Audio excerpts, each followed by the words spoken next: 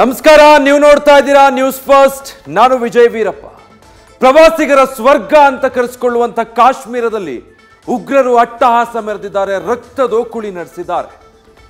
ಕಾಶ್ಮೀರ ನೋಡಬೇಕು ಅಂತ ಹೋಗಿದ್ದಂತ ಪ್ರವಾಸಿಗರು ಉಗ್ರರ ದಾಳಿಗೆ ಬಲಿಯಾಗಿದ್ದಾರೆ.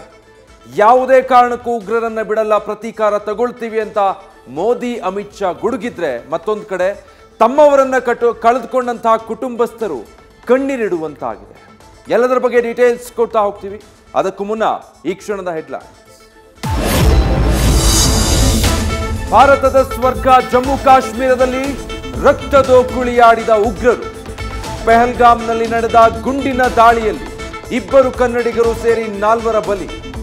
ಕನ್ನಡಿಗರ ಸುರಕ್ಷತೆಗಾಗಿ ಶ್ರೀನಗರಕ್ಕೆ ತಲುಪಿದ ಸಚಿವ ಸಂತೋಷ್ ಲಾಡ್.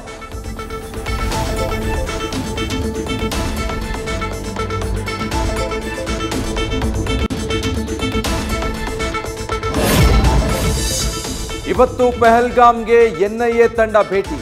ಘಟನಾ ಸ್ಥಳದ ಮಹಜರು ನಡೆಸಲಿರುವ ಅಧಿಕಾರಿಗಳು.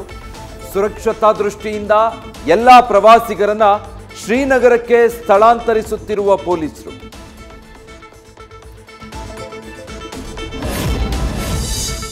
ಉಗ್ರರ ಗುಂಡಿನ ದಾಳಿಯಲ್ಲಿ ಶಿವಮೊಗ್ಗ ಮೂಲದ ಮಂಜುನಾಥ್ ರಾವ್ ಬಲಿ. ಮಗನ ಸಾವಿನ ವಿಷಯ ತಿಳಿಯದೆ ಬರುವಿಕೆಗಾಗಿ ಕಾದು ಕುಳಿತಿರುವ ತಾಯಿ. ಅನಾರೋಗ್ಯದ ಹಿನ್ನೆಲೆ ತಾಯಿಗೆ ಯಾವುದೇ ಮಾಹಿತಿ ನೀಡದ ಕುಟುಂಬಸ್ಥರು.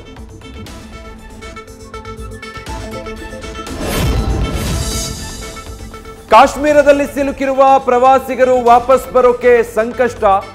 ದಿಢೀರ್ ವಿಮಾನ ಟಿಕೆಟ್ ದರಗಳು 1 to 2 ಏರಿಕೆ. ಸಂಕಷ್ಟದ ಸಮಯದಲ್ಲಿ ದರ ಹೆಚ್ಚಳಕ್ಕೆ ಹಿರಿಯೂರಿನ ನಂದೀಶ್ ಆಕ್ರೋಶ.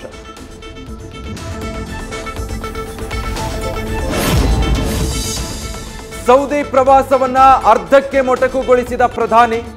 ದೆಹಲಿಗೆ ಬಂದು ಇಳಿತಾ ಇದ್ದಂತೆ ಮೋದಿ ನಿವಾಸದಲ್ಲಿ ಮಹತ್ವದ ಸಭೆ. ಅಜಿತ್ ದೋವೆಲ್, ಜೈಶಂಕರ್ ಸೇರಿದ ಹಾಗೆ ಹಿರಿಯ ಸಚಿವರು, ಅಧಿಕಾರಿಗಳು ಭಾಗಿ. ಶ್ರೀನಗರದಲ್ಲಿ ಕೇಂದ್ರ ಗೃಹ ಸಚಿವ ಅಮಿತ್ ಶಾ.